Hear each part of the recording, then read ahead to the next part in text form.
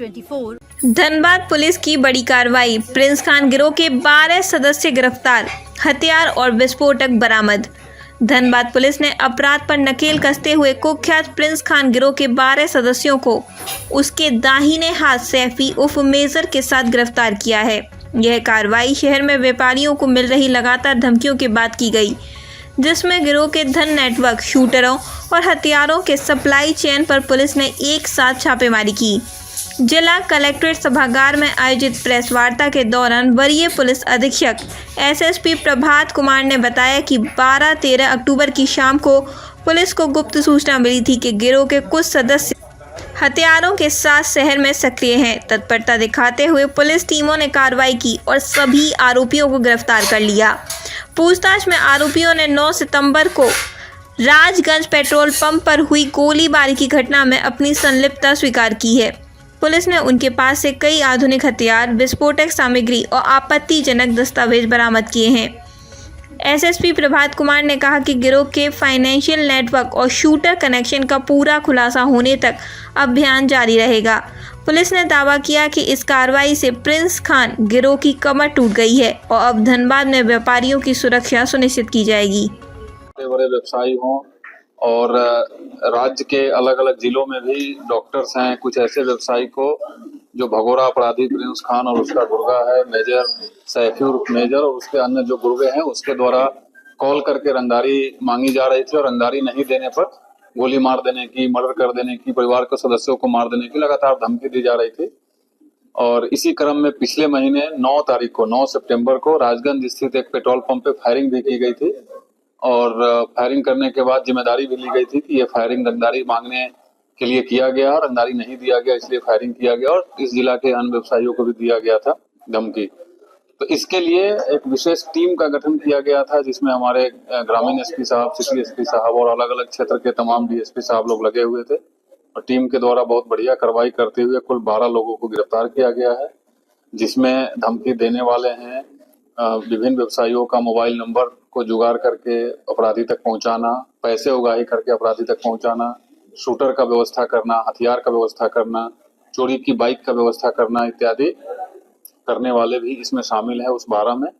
इसके अलावा एक ऐसा भी ग्रुप है जो अवैध तरीके से उगाही किए हुए पैसे को विभिन्न सीएसपी संचालक के माध्यम से या फिर साइबर कैफे के माध्यम से अपराधियों तक या उसके रिश्तेदारों तक या जहां से शूटर वेपन्स खरीदते थे वेपन के खरीदने वालों को या जो शूट किया उसका जो मेहनताना जिस पे फिक्स होता था वो सबको पहुंचाते थे इस पैसे को, तो उन लोगों को भी गिरफ्तार किया गया है।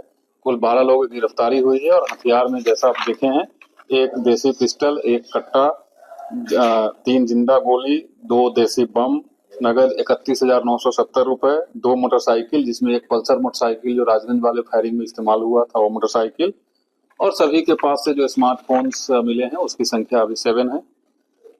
इतना सामान जब्त हुआ है और इस पूरे ऑपरेशन के क्रम में 3 अलग अलग जगह पर एफआईआर हुआ है। बैंक मोड़ थाना अंतर्गत जो भगोड़ा अपराधी प्रिंस खान का घर है उस पर ये लोग हथियार और बम छुपा के रखे थे, तो वो भी टीम के सदस्य के द्वारा रिकवरी कराया गया है। तो उसके एवज में वहाँ एक केस हुआ है, एक कतरास थाना में केस हुआ है, एक रिकवरी राजगंज से हुई है, वहाँ एक कांड दर्ज किया गया है और पहले से राजगंज में जो फायरिंग हुई थी 9 सितंबर को वहाँ जो कांड दर्ज था। तो इस अलग अलग कांड में जैसे जैसे जो संलिप्त हैं उनको गिरफ्तार करके भेजा जा रहा है। और यहाँ ये शूटिंग कराने में जो भगोड़ा अपराधी प्रिंस खान है और उसका गुर्गा सैफी उर्फ अब्बास है, ये लोग सब मिल करके और राज्य के अलग अलग जगहों से शूटर का इंतजाम करते हैं। धनबाद में आजकल जो जमशेदपुर का भानु माझी गिरोह है उसके शूटर सक्रिय हैं। ये लोग जो राजगंज में फायरिंग किए थे ये पहले भी आए थे फायरिंग करने, लेकिन किसी कारणवश सफल नहीं हुए और धनबाद में पिछले 3-4 दिन से होने की सक्रिय होने की सूचना भी हम लोगों को मिल रही थी। इसके लिए पुलिस लगातार हर जगह सूचना के आधार पर छापेमारी कर रही थी। तो भानु माझी गिरोह के भी 4 सदस्य पकड़ाए हैं, इसमें उनके निशानदेही पे हथियार भी मिला है। अभी भानु माझी फरार है लेकिन उसकी भी इधर होने की सूचना है। हम लोग उस पर भी हमारी टीम जो स्पेशल टीम है एक लगी हुई है, हम लोग कोशिश करेंगे कि वो भी जल्द से जल्द गिरफ्तार हो जाए। और अभी एज ऑफ नाउ इतना ही है। इससे जो सीएसपी संचालक हैं उनको भी गिरफ्तार करके जेल भेजा जा रहा है, साइबर कैफे ओनर है उनको भी भेजा जा रहा है। आगे भी विधि सम्मत कार्रवाई करेंगे और मैं आपके माध्यम से ये लोगों को आगाह करना चाहता हूँ कि जो भी अगर इस धंधा में शामिल होंगे, चाहे वो साइबर कैफे ओनर हो, सीएसपी संचालक हो, अगर ये अवैध तरीके से रंगदारी का उठाए हुए पैसा को खपाने की कोशिश करेंगे, हम लोग सभी को विधि सम्मत कार्रवाई करते हुए कड़ी से कड़ी सजा दिलाने का प्रयास करेंगे। इसमें जो सीएसपी संचालक या फिर साइबर कैफे के संचालक हैं? बिल्कुल, जैसा मैंने बताया वो सब अलग से सर पैसे वो लोग लेते थे। कैसे डिटेक्ट करेंगे कौन कौन उसके नेटवर्क से जुड़ा हुआ कौन सा? नहीं, बिल्कुल, हम लोगों के पास वो तंत्र है, हम लोगों के पास वो व्यवस्था है जिसे पता चल जाएगा। उसी व्यवस्था और उसी तंत्र के सहारे ही आज 12 लोग गिरफ्तार हुए। कहाँ से इसको पकड़ने के लिए क्या किया जाए? जो विधि सम्मत कार्रवाई हम लोग सब कर रहे हैं, जब वो भी पकड़ाएगा वो भी आपको बताएगा। एक थोड़ा हटके सवाल सर, मीडिया में बातें चल रही है कि जो जमशेदपुर से गिरफ्तारी हुई पूरा फिल्मी स्टाइल में हुआ है, सब थोड़ा घटना का विवरण कर देंगे तो अच्छा रहेगा। नहीं, अब पुलिस का एक ही स्टाइल होता है, पुलिस स्टाइल। हम लोग सूचना के आधार पे हमारी टीम वहाँ गई थी, जहाँ वो मिला वहाँ से उसको दबोच करके लाया गया है। That's it. कितने पैसे का ट्रांसफर हुआ कुछ?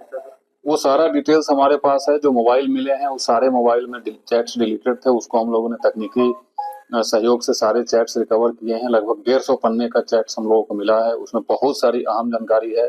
इस जिला के कौन से व्यवसायी हैं जो अभी भी पैसा पहुंचा रहे हैं, उसकी भी जानकारी हम लोगों को मिली है। किस अकाउंट में पैसा जाता है, कैसे हवाला के माध्यम से पैसा जाता है, यहाँ से उगाही किया हुआ पैसा यहीं अलग अलग राज्य में, अलग अलग शहर में इंडियन रुपये में ट्रांसफर की जाती है। और उनके कोई रिश्तेदार या दोस्त जो यूएई में काम कर रहे हैं तो उनसे वहाँ के करेंसी में पैसा लिया जाता है। तमाम अहम जानकारी हम लोगों को मिली है। यहाँ पैसा कैसे हैंडओवर किया जाता है, ये 3 लेयर में लोग काम करते हैं। व्यवसायी पैसा एक आदमी को देता है, फिर वो दूसरे आदमी को देता है, और तीसरा आदमी सीएसपी संचालक या साइबर कैफे के माध्यम से पैसा ट्रांसफर करता है। सारे लेयर्स की हम लोगों को पता चल गया है।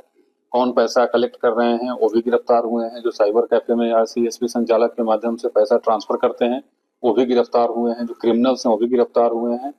जो बैंक मोड़ थाना अंतर्गत एक जगह का एक अफरीदी नाम का लड़का है, वो शूटर और लॉजिस्टिक्स मुहैया कराना उसका काम है।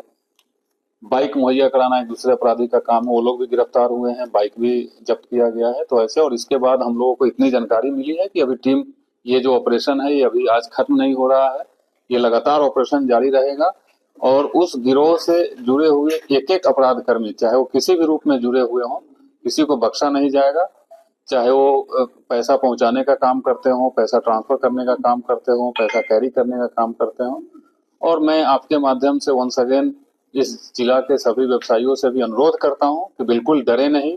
और अपराधियों को अगर आप पैसा देते हैं जिससे गैरकानूनी काम होता है, तो आप भी फिर गैरकानूनी काम में सुसंगत धाराओं में आपके ऊपर भी एफआईआर करके जेल भेजा जाएगा। ये कंप्लीट देशद्रोह का काम है, ये बिल्कुल नहीं करे। हमारी एक स्पेशल टीम बनी हुई है। A to Z नेटवर्क का हम लोग को पता चल गया है। सब लोग जो भी संलिप्त होंगे कार्रवाई की जाएगी। जो 9 लोग गिरफ्तार हुए थे, क्या उसका भी विभाग हुआ है? सब एक ही गिरोह है, सब एक दूसरे से कनेक्ट। कहाँ था सर? ये लोग रहते कहाँ?